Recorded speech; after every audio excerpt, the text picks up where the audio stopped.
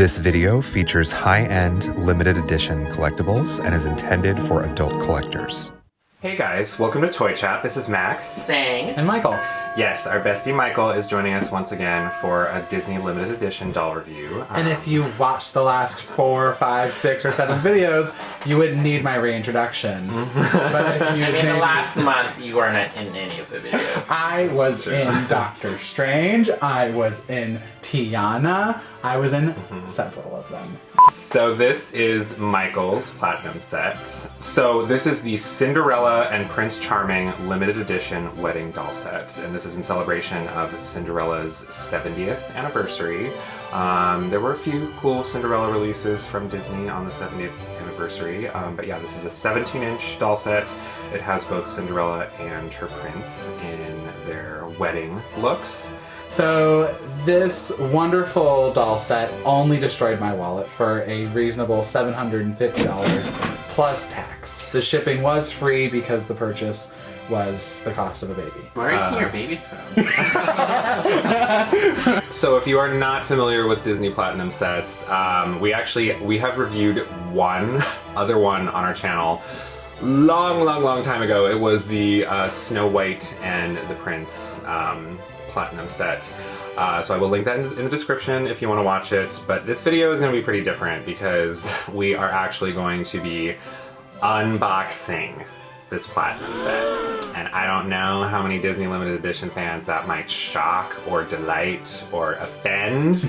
But yeah, we're doing it. So, because she deserves to be out of the box. Yes. So jumping straight into the packaging, we have a beautiful window display with silver foil filigree and some frosted window panes. Definitely has a nice, it looks like a foggy kind of tint to it, and there are some little outlines of sparkles. I like this front packaging quite a bit, and we do of course see the Cinderella and Disney logos on top of a large cutout of the clock. And is it about to strike midnight? Oh, you can't even really see the clock hands. There's no clock hands.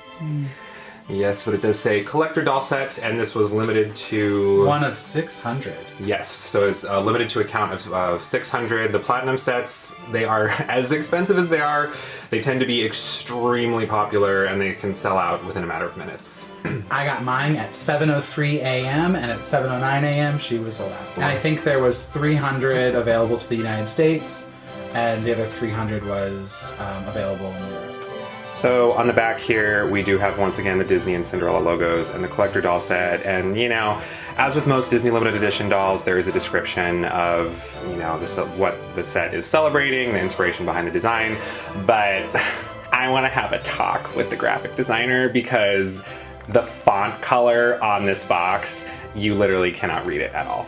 Yeah, the thing with having like shiny boxes, again, it does like shine on your display if you display in the box, but it makes things really hard to read, and it does scuff a lot, but you can definitely see the scuff marks. So, as with most Platinum sets, we do have this little opening sleeve right here. It has a slight magnetism to it, so you just open it up, and you have the beautiful display.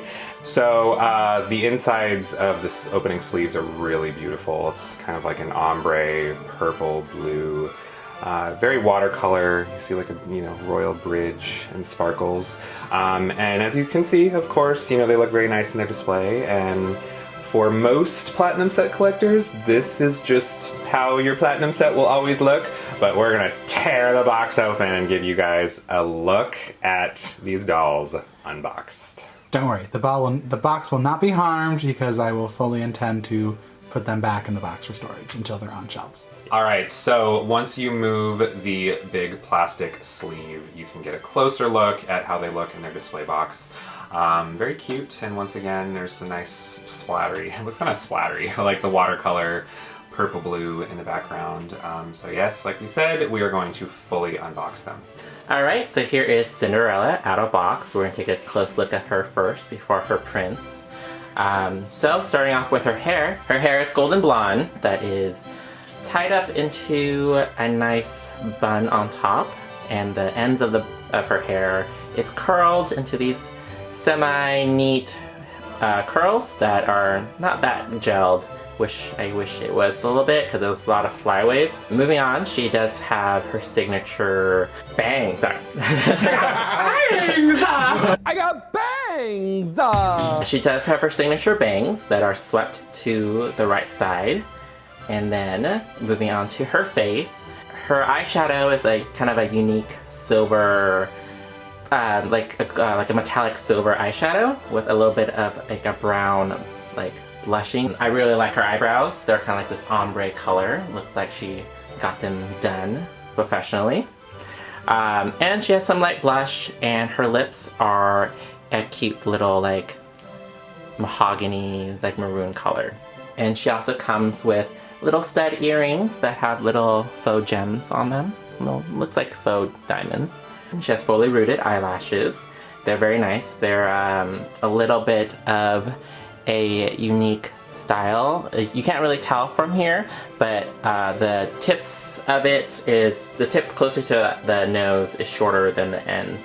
And she does come with a beautiful faux fake silver tiara that has little blue gems on it. So since it's her wedding, she does come with a beautiful 2-tier veil. So the top layer is this super white, kind of a thicker fabric. So it also has a lacy trim. And underneath there is a second layer that is underneath there's a white mesh layer that cups it, creates a volume for it. So moving on to her wedding gown itself, at the top the gown is an off-the-shoulder bodice, and there is a beautifully embroidered collar that's kind of like ruffled slightly at the center. So on the collar itself, there's also a beautiful silver brooch accent off to the side of it, and it's a really nice color. It's actually a very kind of light, powdery, like bluish silver that I'm wanting to say is extremely similar to kind of that shade of silver of how her gown looks in the original animated film. Because, you know, we talked about before, if you watched our review of Saks Fifth Avenue 17-inch Cinderella, her dress is much more accurate to the color in the film, as are, you know, a lot of the modern adaptations, they want to use like these bright and dark blues. And she is also wearing a pair of simple white gloves that are in the usual mitten style. Very interesting situation with the wedding ring. So her engagement ring is stitched onto the glove itself. So if you remove the glove, which Michael did briefly, we got to see her hand for a second, but underneath on the hand itself, her wedding band is actually like painted on. And once again, she has the nice, like, dainty hand pose that some of the more recent Disney dolls have been having. I'm really grateful they updated that. So here we have Cinderella's gown, and it is a white satin wedding ball gown, which is designed with a basque style because it goes from her waistline all the way down to the bottom. It is beautifully embroidered in a filigree silver pattern all throughout the top trim, going all the way to the back and the sides. The white satin is layered and folded in a really beautiful way. A cute thing about it is you can kind of see the C on the front. I'm imagining that was intentional. I think it's really cute. You also have lots of faux gems scattered throughout the white satin part of her dress, as well as on the lace mesh part here in the front. Underneath that you have a powder silvery blue satin, which gives her the traditional blue look while she's wearing her stunning white gown. For kind of the little underskirt beneath what looks like the last layer is, it's just like a little tulle to keep the dress with a nice flowing shape. Underneath there is tulle that helps keep her dress flowing in volume. Within the filigree pattern trimming her dress, there's also some powder silvery blue flower accents throughout it that give it a nice little touch, helps the pattern pop out a lot. Cinderella has white heels, which is very different from her iconic glass slippers, but they have a painted silver bow on the front of it, which is actually takes a large space in the front, and I think it adds a nice little contrast to the shoes. Makes you feel like they kind of tried, because we all have the opinion that these shoes are always overlooked because the dolls are either not unboxed or they are kept hidden under the dress. All right, so now we have Prince Charming unboxed, and you know, I'm not a huge fan of his face. There's something kind of squished and really youthful looking about his face sculpt. He has side-swept, like gelled black hair, pretty simple and straightforward. We're not a huge fan of how his sideburns look. They're kind of like tufted out a little bit. But he's very simple. He has just kind of, you know, basic prince head. So here we have the prince's outfit. We'll be really brief. They're describing it as a military jacket with the tailcoat at the bottom. I think his outfit is really nicely detailed in the coat area. You can see the undervest, you know, behind here. He has a really cute, deep blue, metallic-y blue undershirt collar that complements Cinderella's, you know, traditional color scheme. You know, I think it matches her eyes. It does match her eyes. And you got that kind of gold, deep gold bronzy shoulder pads and cuffs to his coat, as well as gold embroidery, you know, some faux gems to look like buttons, you know, the gold rope and his own little brooch that matches Cinderella's brooch. You know, if you ignore his face and you just love him on the outfit, he's great. I like his shoulder pads. This prince wears his wedding ring, so all the ladies know he's taken. He's got a gold band painted on both sides of his fingers, which is cute. So you can see it when you turn his hand face up and face down. So for his pants, he's wearing a pretty simple pair of tan dress pants. I like the little gold buttons at the top with those little straps, and there is kind of like a seam line or hemline on the sides. It has a little bit of gold on it. So Prince Charming is also wearing a simple black pair of vinyl boots. There's kind of like some creasing to the vinyl molding to, you know, give it more of an impression of real fabric. And so both Cinderella and Prince Charming have very simple, basic circular plastic stands with metal rods used to prop up the dolls. And it kind of props him up at his midsection, like torso a little bit, with a clamp. So Cinderella's stand props her up at the crotch. So here is Prince Charming's head turning. You can move it. It does not turn up and down. Also squeezes, so if you want it to look, oh wow, it's squishy. It looks better. I made him look better. I'm gonna just string through his face. No, don't do it. Yeah, but he fully rotates. Man. That is the extent of his head articulation. He bends at the knees a little bit. He kicks. He didn't have a ton of hand movement from what I recall. It's a little bit, but it's kind of stiff. Yeah, some stiff, which I'm okay with because it means that when I move it, it's not gonna wear out. Yeah, but you can move his elbows. Move his arms, his elbows. Elbow joint, yeah, shoulders, everything. So pretty posable for a male Disney doll. And we're not going to move Cinderella around, but no, yeah, you can move. But yes, you can move. But you can move her head and her elbows, wrists. She has bendable knees, right? Yes. All right. So these are our final thoughts on the Cinderella and Prince Charming limited edition wedding doll set. If you watched our previous platinum set review, you know my feelings on platinum sets in general have kind of stayed the same. I still think, pretty much across the board, I think $750 is excessive for all of them. I don't know if there's a single platinum set where I like really aggressively think like, oh yeah, that's like a perfectly fair asking price.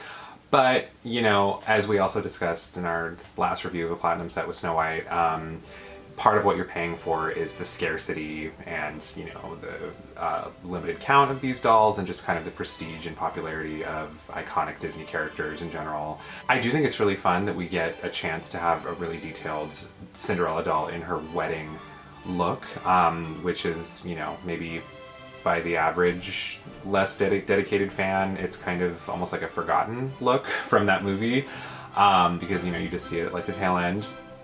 But I do think this is a really lovely wedding dress. You know, I really like that icy, powdery, bluish silver color scheme that Cinderella has to her. I think it's very striking, but also, you know, so like subtle and soft. And I think it complements the, you know, the white wedding aesthetic perfectly. I think the Cinderella is very beautiful. You know, she has pretty standard Cinderella hair, but the wedding gown, the veil, and everything, very, very lovely. The prince, however, is definitely a not so appealing like accessory to me, but I do like his outfit, you know, more in person. His face sculpt is just bad to me. I don't like the doll, but I do appreciate his outfit, and I like the little accent of blue at his collar. This is definitely a purchase for like the hardcore Cinderella fans, or like if you're, you know, kind of a completist with, you know, the Disney princesses, but otherwise it's kind of tough to take that $750 plunge. You know, I always think that the platinum sets is not really about quality, it's more about scarcity. So you are paying a premium price for really the idea of like this is Cinderella in her wedding dress, and they probably won't make this ever again kind of deal. 1 out of 600 means only 600 Cinderella fans will ever get to own this. And the prince, you know, his clothes is great. I think I agree with Max. He's a miss in terms of face sculpt.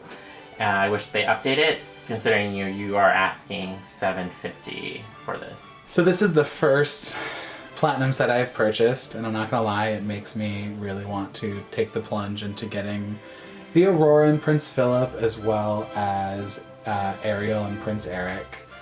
I really love this Cinderella. She's quite stunning. I think they took a lot of fine detail in making her dress and taking creative liberty. You only get a split second of Cinderella's dress at the end of the first movie, and you get a slightly different version of it in Cinderella 2 Dreams Come True, and it was very basic white. So they took really nice creative liberty with this, adding that silver blue detail, adding the nice stylized look in the front where it kind of opens up, all the different embroidery. Yeah, I think she's gorgeous. I actually like that they put her engagement ring on her glove so you could see that, and then underneath it's her wedding band. At first we were a little iffy about that, but when we realized that it was a distinction between the two, I'm a fan of it. Prince Charming looks better in person than I thought he would. I really hated him when I saw it, and I almost didn't buy the set, because I'm just like, I can't spend this much money when he's such a troll. But I took the plunge anyway, I did it, and you know, I like him more. You get the set for Cinderella, you're not getting it for him. I love his outfit. I think they did a really nice job. I don't ever want the boys' outfits to even come close to trying to outshine the girls, because I buy these dolls for their gowns. I don't like his stand. His stand is really hard to get him to hit the bottom because of where it hits on his midsection, and he kind of like floats a bit. And I feel like the more I like fight to get it to be higher up, the more I'm like potentially damaging his jacket. And so that's a piece I'm just not a big fan of. Alright, well thank you for joining us for our review of the Cinderella and Prince Charming Platinum set. Make sure to let us know what you guys think of them in the comments below. We have reviewed several Disney limited edition dolls in the past, so if you want to check those out, I will link our Disney doll playlist in the description. Hit that like and subscribe button if you haven't, and we will see you next time. Bye! Bye! Bye!